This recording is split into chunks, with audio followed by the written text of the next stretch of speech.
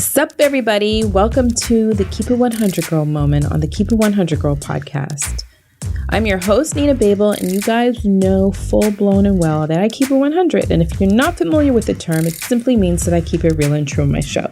That means no filters, no judgment, no prude zone.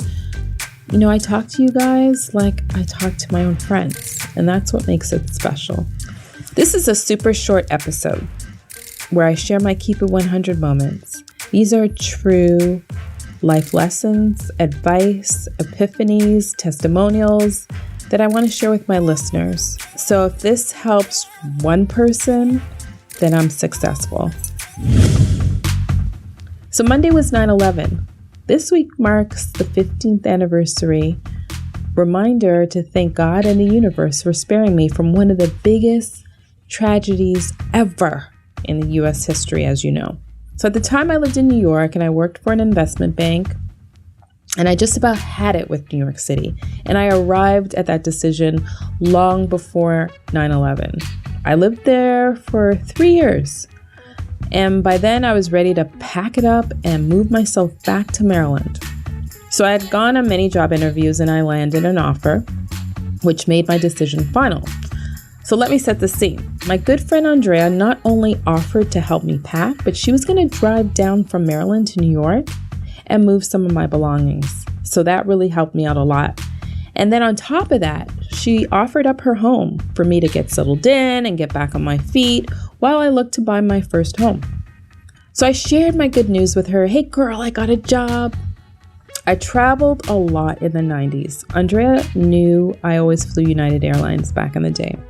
So when I shared my good news about getting the offer, I told her, look, I have to travel back to New York City right away. So instead, I'm going to leave on the first flight out of Dulles. I wanted to avoid rush hour traffic. Dulles Airport was far from where she was living.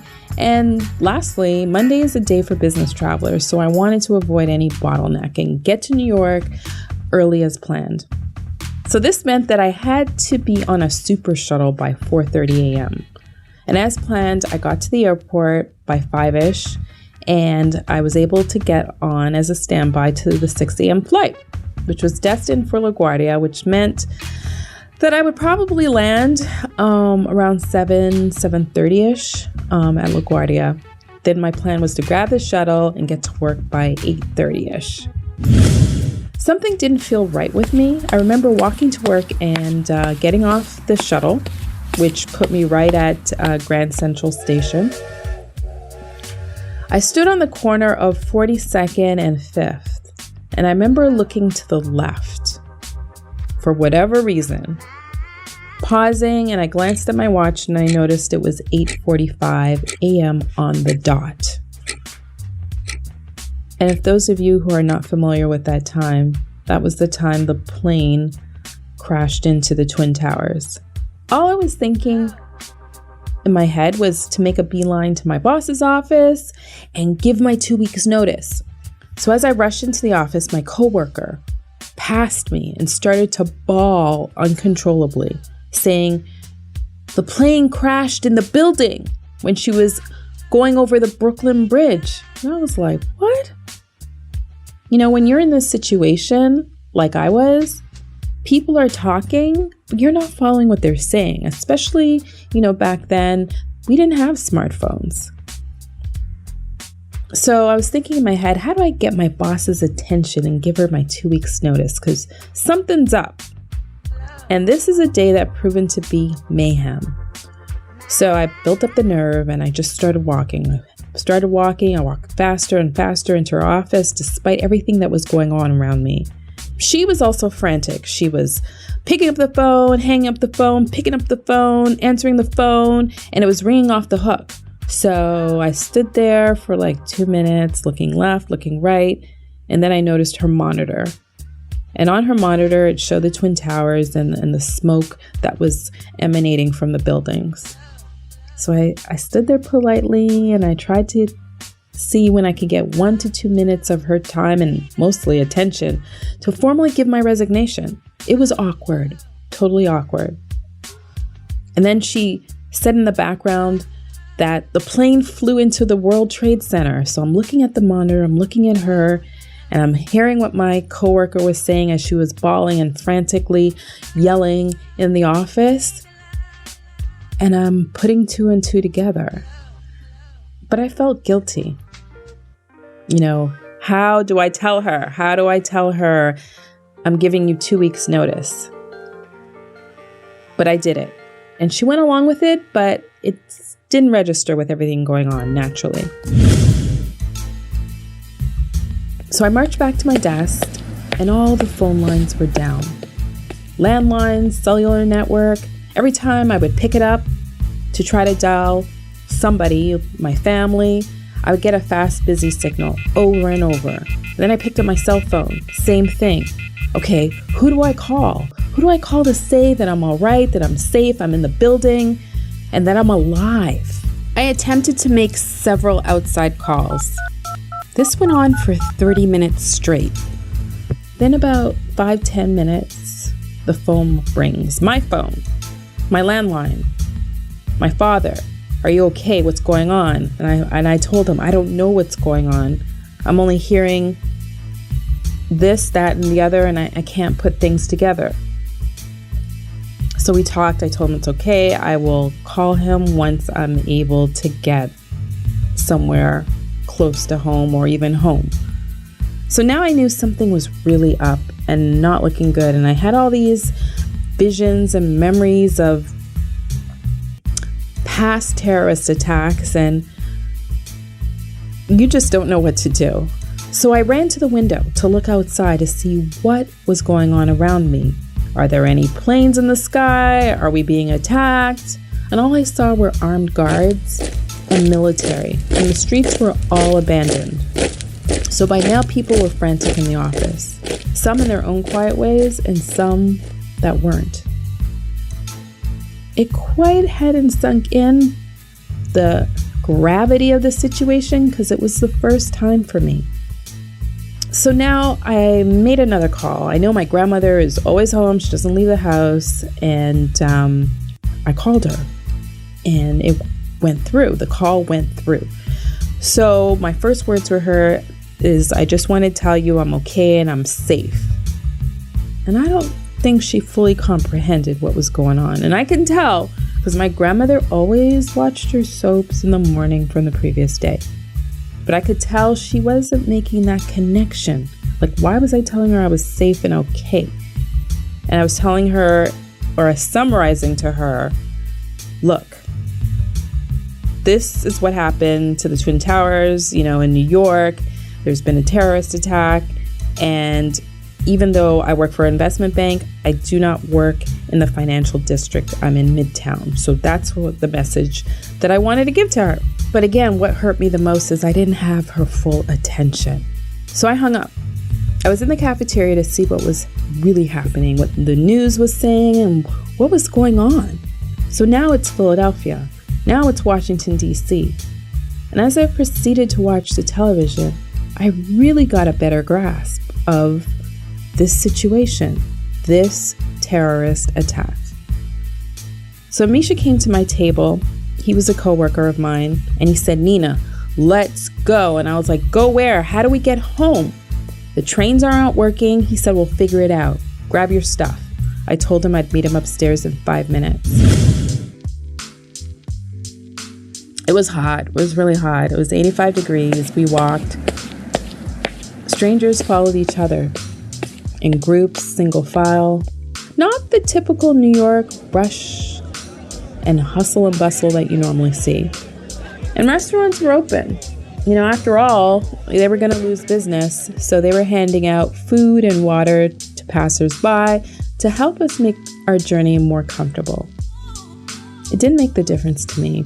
So it felt like Misha and I were going left, right, until we reached the entrance to the Brooklyn Bridge.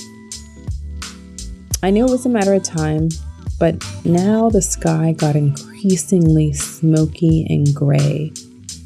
Soot was falling from the sky. Little gray ashes were falling from the sky on your shoulder, on your bag.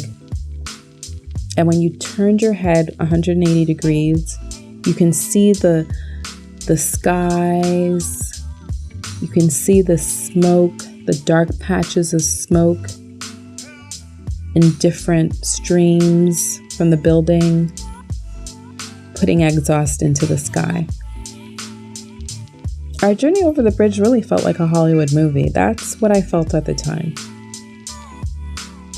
So it took us 3 hours. I don't remember all the conversation Misha and I had, but this was the first time him and I really got to know each other beyond work conversation. I felt like we walked all day. You know, I'm not a native New Yorker, and truthfully, I don't know how I would have gotten home without Misha, because that's a situation where you don't want to be by yourself. End of the bridge. So we're now in Brooklyn. Misha asks, what part of Brooklyn do I live in? I said, let's walk to the start, to the opening of Prospect Park, which is equal ground for both of us. Because Misha lives more western Brooklyn and I live like dead center. The mice were out too. They came out of the ivy and they were combing the sidewalks, but we got to the foot of the park. Misha and I looked at each other. We both were safer now than we ever were 4 to 5 hours ago. He asked me if I was okay. I said yes. I said I can't walk anymore, but I'm going to hop on the next transit bus, which really didn't take long because buses were only going up and down Flatbush Avenue. So when I reached home, I had probably close to 40 voicemails, whatever my voicemail box could handle in terms of capacity. They were all there. Andrea must have left 10 voicemails alone. One of her messages, I remember distinctly, it said, Nina, I've been calling you. I know you were on the United flight. When I heard the news of the plane crashing into the Twin Towers, I had to pull over on the highway because she was sick to her stomach. Call me back. My grandmother was crying as she left her voicemail, apologizing for her behavior, almost out of embarrassment to admit that she wasn't listening, she wasn't paying attention. And when my mother called her frantic, and she had to tell my mother she spoke to me, but she couldn't tell my mother anything beyond speaking to me. So she felt like she wasn't the support system to her daughter. I was upset. I was upset at her because regardless, when someone's calling you in an emergency situation, you need to pay attention. Here I was in a potential life and death situation that I already had escaped once that day. And in my mind, what she was saying was her shows were more important. I called back Andrea, and I could tell just by the sound of her voice that she was so relieved. I wish I had a way to save my voicemails because those are the voices of desperation that you hear from friends that you'll never hear again. So I didn't go to work for the next 2 weeks. Trains were not operational. The city had really become this graveyard and haven for people looking for their lost ones. You know, they combed the streets with posters and pictures everywhere. You couldn't watch TV either.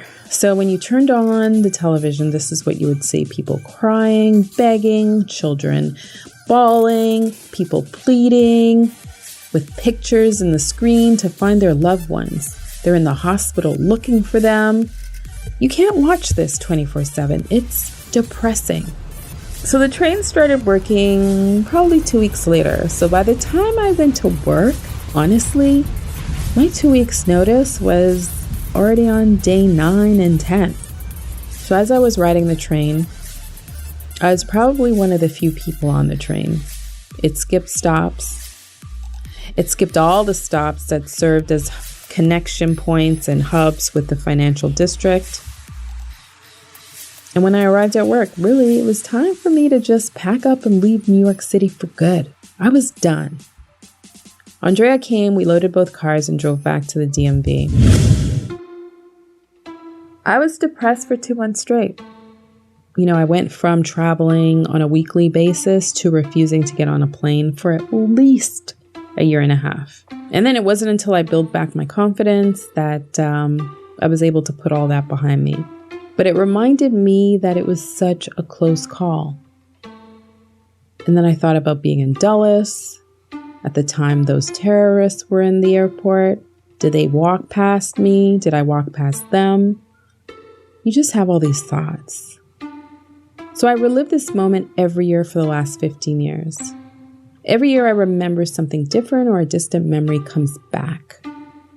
Misha and I talk regularly throughout the year, but every anniversary year, we thank each other and never forget. And that's my Keep It 100 moment. I keep it real, I keep it true. And as always, if you enjoy this episode, share it with your peeps who need to hear this inspirational message. Make sure you subscribe to the show on iTunes, and you're going to look for the Keep It 100 Girl show. That little black girl with the red outfit on and the red podcast cover. You're going to click on subscribe, whether you're using your iPhone or Android, so you never, ever, ever miss one of my Keep It 100 moments. This episode is dedicated to Steven. The last time I saw him was Labor Day weekend 2011. He left his shoes at my friend's house. In fact, his best friend never touched his shoes for years. They stayed tucked in the corner of the foyer. So anytime you'd walk in their house, you would see Steven's shoes. On the morning of 9/11, Steven had an argument with his wife. He left home without really resolving the argument. But she was able to get through to him and called him at work. And she said, "Leave the building, leave the building." He kept telling her, "Look, they said on the speaker that we're okay, the building's secured and safe. You worry too much." She never saw Steven again. Starting today, I encourage you to keep your life real and true. No more killjoys. Smooches!